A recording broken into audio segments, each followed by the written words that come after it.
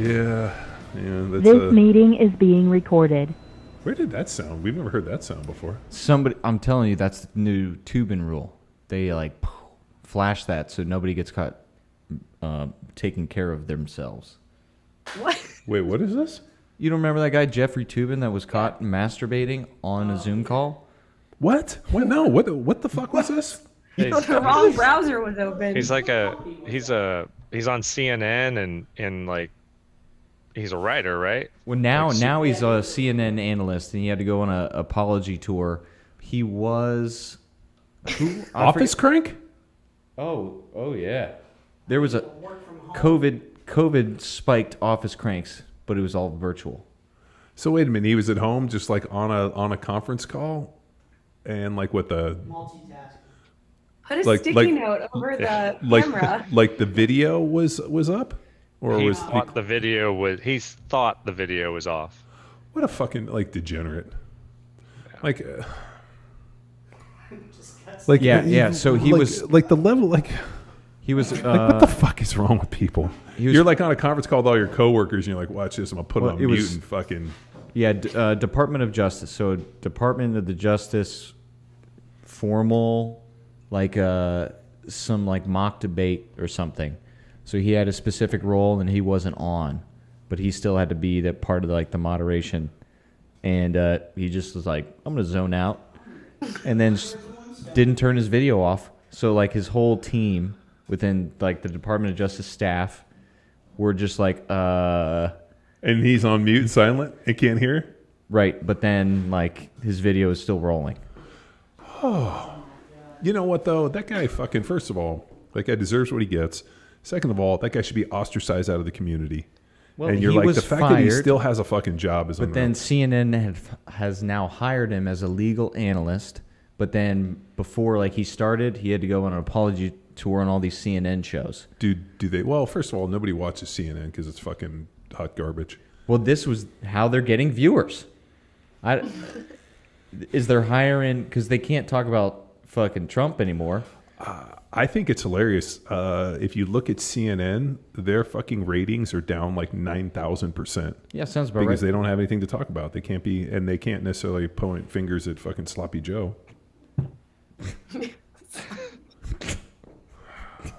Can you believe that? It's more that they won't. Well, right. Here's my thing, and this is the sad realization that our country kind of allows us to have, or at least the powers that be allow us to kind of have these illusions of freedom, and it's kind of an interesting one. Like, you remember when the GameStop thing happened? And like all of a sudden they were like, those dudes were like on Reddit shorting that, and all of a sudden those hedge funds got in trouble, and then like Robinhood, like all of a sudden they just shut down trading to protect them. So the FCC had the power to basically shut down traders to protect this group.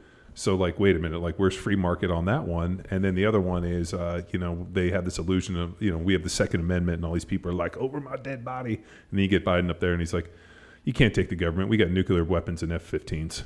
This is just a little illusion. And it's pretty interesting that like when you see this stuff pulled back on the curtain and you're like, so wait a minute, you guys shut down trading, basically shut the exchange down because you were worried about this, this company, this hedge fund going under.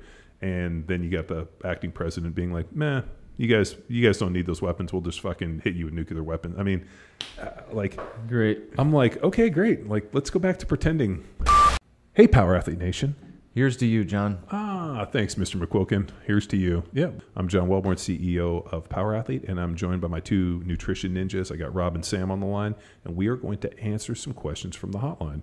So Power Athlete Radio has the Power Athlete hotline where you can call and leave questions. You can text, you can leave messages, even the occasional smoke signal, and we will answer these questions. A lot of times they have to do with training, nutrition, life, philosophy, old shitty trucks and cars, and on the occasion we get some pretty dope stuff. So when we got some good nutrition, we like to bring Rob and Sam on and get a fresh take. So I will go to the hotline. Cue it up, Mr. McQuilkin. All right.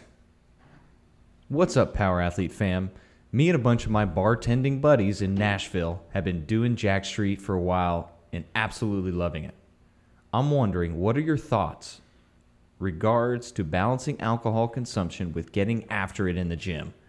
I know you and the boys are no stranger to getting the party started, crushing shots, beers, mojitos. I'm a fiend for mojitos. So I'm wondering what your mentality is with balancing that don't be weird mindset and still being able to crush 90-minute workouts 6 days a week with an already physically demanding job. Bye. I have thoughts, but I'm gonna go to Sam and Rob first. Well, first thing is how many nights a week is he trying to get drunk? After listening to that, I had lived in Nashville for 3 years. I was a restaurant manager actually, and so I understand the going out and partying and that aspect of that is Nashville.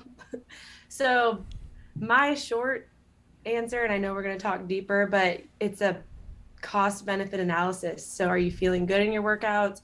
Do you like where you're at? Because I don't think research has ever shown that alcohol benefits performance. No, I think that's spot on. It's what are we talking here? Are we talking 5 nights of binging, or are we talking 1 night of binging? Those things are pretty different. But like there is some evidence of some acute alcohol is actually being a beneficial energy source, but that's like 1 or 2 drinks, not 10. So I think it's and I wonder, is this asking for permission to not be weird all the time? And I think that's sometimes how people kind of approach alcohol is, can I not be weird all the time and drink all the time? And it's like, well, you can, but there's going to be consequences to that. Yeah, I mean, you guys hit it. I mean, there's some adverse effects for alcohol as it looks in terms of hormone profile. It wreaks havoc on blood sugar. Other than, for me personally, red wine actually tanks my blood sugar. So I have a constant glucose meter on, so I've been monitoring my blood sugar. And man, I can drink red wine all day, and all it does is it drop me in the tank. No idea why, but it can play issues there. It definitely doesn't play into a healthy androgen profile. So if you're trying to maximize testosterone and some of the other stuff, we definitely know that there are high alcohol consumptions tied with some sex-binding globulin hormone and some issues that comes out of liver that gobbles up free testosterone. So, but everything in moderation.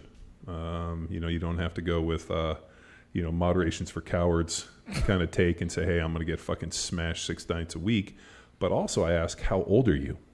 Now, in my early 20s, I could probably go out hard every single night and still get up to the point where on some nights, we would leave the bar and just drive to the facility, put the front seat back, and then catch a couple hours of sleep and then go to practice and be fine.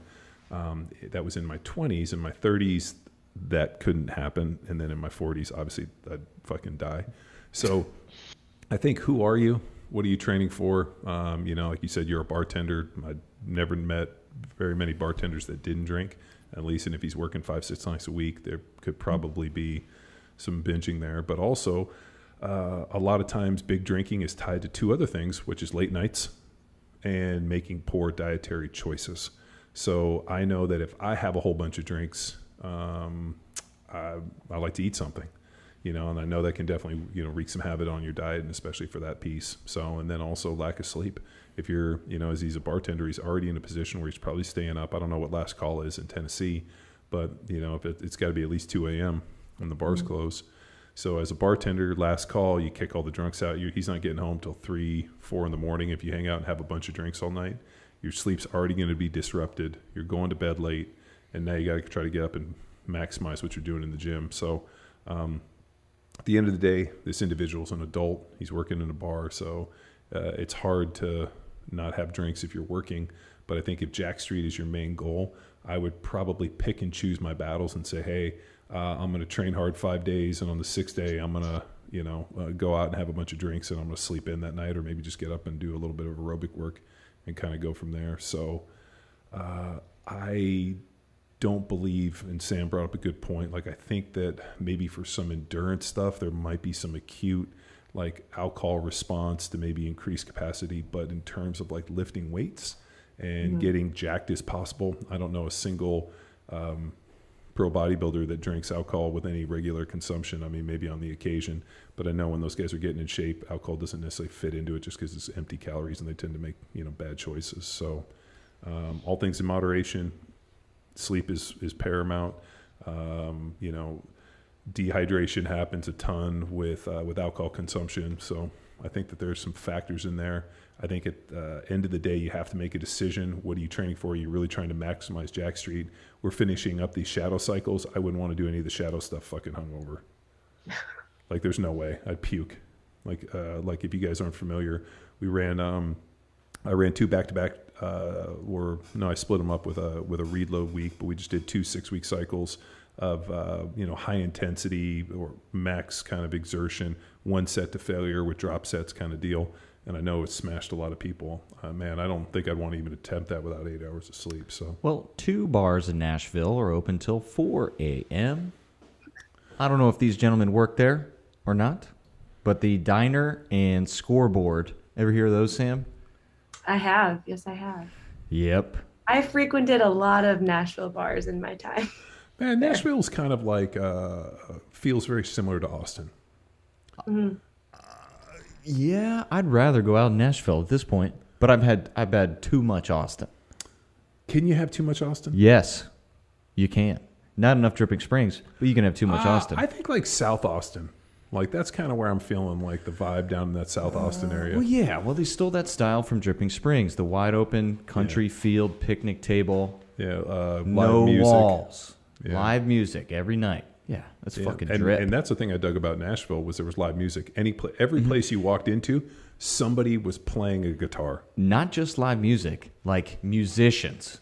Live They're musicians. All good. Oh, yeah. Well, they're all trying to make it big. Like, I remember being in Nashville and just like walking into a place and like this band was tearing it up and I was like, God damn, we should stay there. And they're like, no, there's better bands. I'm like, no fucking way. Went in and the next dude was tearing it up. I'm like, this is fucking great. Uh-huh. I like listening to live music. Well, my favorite bar in Dripping Springs are 2 husband and wife, failed Nashville stars that came back home and opened a music school during the day, bar with Which live one's music. this? Hudson's. Oh, Hudson's. Which, We've been block 1, hey, we'll have a little shindig there. And, man, when the owners sing together, because they perform typically 1 night a week, but have other bands, man, it's like when they sing, you can like feel it in your bones. It's great. They're fantastic, and they didn't make it. Yeah. It's a lot of networking. Yeah, sounds like a tough deal. But yeah, I mean, just to go back, I think if you wanted to maybe have a few drinks, maybe drink some red wine, I think I know Dr. Tom is a huge red wine drinker because of like he felt that the health benefits far outweigh. So when I used to go out with Dr. Tom, he was like Jaeger bombs, vodka, shots, and all that. And now when I go out with Tom, we just drink red wine. I've also experienced some dinners with some sour beers, some probiotic drinks with Dr. Tom as well. And then what's cool is you ask him, and then he just unloads all the benefits of that. So I remember asking him, I'm like, are all alcohols created equal? And he said no. There's some that have been shown to have some health benefits, and there's certain blue zones in this world where people that live longer that do consume some form. But he's like, there's no part of the world where somebody's ripping fucking Jaeger bomb shots that's living to be 100. No. And with these guys, I mean, don't take advantage of the don't be weird rule, as Rob suggested. Hold it in your back pocket, and I mean, pick your night or pick your nights, but it's not all 6. It can't be. That'll catch up to you real quick. Oh yeah, that'll age you in dog years. So yeah, if it's Tuesday industry night, that's your day to get after it, and you got a Wednesday sleep in after. Rest day, all right, build that in there. But man, you can't expect to live this way forever, pal. Yeah, that's a tough lifestyle. The service industry is a very tough lifestyle. Do Not they one smoke? that I would want. Do they smoke in the bars in Nashville? I don't think so. There was one like cigar. That's a great question. There was like a cigar lounge above one of the bars I used to go to, which I think was now bought by like Jason Aldean or some country star. Anyway, it doesn't exist anymore. And I know you could smoke in there, but in the bigger ones, no, there's no smoking. Yeah, I remember when you could smoke in bars in California, and I remember working and coming home and just basically like taking your clothes off, throwing them in the laundry machine, taking a shower, and then when they got rid of smoking in bars, it was like livable again. Yeah. Yeah, I was college age. They had smoking in bars, and then within months of turning 21, they got rid of it. And I was like, gee, thank Christ. Well, shit, bartenders all of a sudden added like 10 years to their lives having to basically just sit in all that secondhand smoke. Ugh. That was terrible. So, all right. So at the end of the day, don't be weird, but don't take advantage of being weird. Make a decision on what you're training for, whether or not it's putting on maximal hypertrophy, trying to put on as much muscle as you possible, following Jack Street, and just know that that level of drinking, staying out late, and some of the things that happen in those late nights are not necessarily going to aid you in having the most efficient androgen profile to drive adaptation. Yeah, and get some blood work, as John alluded to a little bit there, and understanding. And I'd say, hey, make a bet. Make a bet with yourself or your 6 bros. Hey, go 30 days and see what happens. Get blood work before, after, or just do a field test and some HRV, whatever you can to measure, and then see how you come out on the other end. Maybe you need it, maybe you don't, but I mean, if you're truly training to get after it and freaking show off and show something this summer. You mean he's like working at like a Coyote Ugly where these guys are dancing on stage or anything? Well, I've been to that one in Nashville. Maybe he gets his shot to now dance versus just be the bar back. What is it, Magic Mike style? Yeah, I mean, what would you call that bar? Like dudes. Dudes? Just dudes. Just dudes. Just dudes. Cut off, macrame their own jean shorts and rock boots and jean shorts? It's kind of like the same outfit you wear around the house. Just short jean shorts and cowboy boots. I told you that in confidence. Just that and a wife beater and a cowboy hat. I'm like, Tex, what are you wearing? It's the same thing I wear all the time. It's the 4th of July. Yeah, I'm in my party attire. Yeah. Oh, shit. All right, guys. Anything else? No, I think it's just deciding what your goal is. And that's a lot of what Rob and I do for nutrition coaching too, is just helping you find that goal. Because sometimes you get to a point where you're happy, right? Like you're not always chasing a new physique or body composition. And that's when we can play even more into like that balancing act of don't be weird with following a plan for the best longevity and performance. How many times do you guys run into that with your clients where all of a sudden they hit their goals and they're like, I look great. Like at that point, is it like, let's pivot and do something else? Or are people because it's a lot more fun to be in the fight. Like when somebody meets their goal, you're like, now what do we do? Right. It can be kind of awkward for sure. Cause you're like, well, I want to keep working with you, but you don't need me. So I try to have a very open conversation with my clients. So, they pay for their 6 months or their 3 months or their year. And, when it's a year, we can have fun because there's leaning, maintenance, bulking, different training programs or whatever we can kind of play around with for that year. But someone who comes in with their, eyes on the prize, essentially for that 3 months, a lot of times they don't deviate because they know that this is what they can afford with you as a coach. And so you kind of just push them to their limit and they get happy. A lot of times then I'll do like a consultation with them to kind of get them on some sort of maintenance plan. And then I just set them, most of my clients I set free essentially. And then I still keep a relationship. I know Rob still does with his clients that have fallen off too. And a lot of times they circle back, right? Like, not that they didn't succeed on their own, because that's the goal of a coach, is to let them or have them succeed on their own. But just a little bump steering every, couple months here and there. But I actually get really proud of my clients when they fall off and don't need me anymore. Yeah, no, they've you've taught them what they need. You've armed them with enough information. You've got them on the right path, and now you just kind of push them out of the nest and let them go out and do what they do. Yeah, that's a nice feeling. Yeah, it is. It's sad because I get attached to my clients, but it's also great because then you're just friends at that point. Yeah, and it makes room for new people. So awesome. Mm-hmm. Do you have a couple slots open? Ooh, we do. That's right. Yeah. Yeah, we did have some people that have reached the end of their goals. So if you guys are interested in nutrition coaching, look at nutrition.powerathletehq.com. You can reach out to Sam and Rob, through nutrition@powerathletehq.com. And if you need help, there's always info, so we can get you pointed in the right direction. If you're looking for a template, custom coaching, private coaching, performance protocols, whatever it is, we got you on lock. So, and if you're looking for a training program, head over to the training page on powerathletehq.com and scroll down. We got Jack Street, we got Grindstone, we got Field Strong, we got Hammer, Lean Enable, Bedrock. What else am I missing? Third Monkey. Johnny Wad, little Johnny Bod. We got a whole bunch of the Johnny crew. So we have a training program that fits your needs. So pair that up with some bitchin' nutrition from our nutrition ninjas, and we got you a cool solution. And if you're listening and you're one of these Jack Street bartenders, We need some pictures. we need some pictures. All 6 of you bros playing DJ Muscle Boy. We're gonna just, or you could just tag us on Instagram, because I'm sure you guys got some good Instagram. Yeah. And if I plan a trip, I'll hit you up. And see if you made it on top of the bar at Coyote Ugly. What's interesting about this is McQuilkin will actually travel for a free drink. You're damn right. Yeah. I'll drive 36 hours right now. He's like, hey, drinks are on me. And McQuilkin's like, I just bought a plane ticket. I heard they got free drinks. Whose car are we taking? Sounds good. Hey, Rob, Sam, thanks so much for joining us. And thank you again for tuning in to another episode of Power Athlete Radio. Bye. Bye. Bye. I'm a loaded freight train and I'm right on track. I'm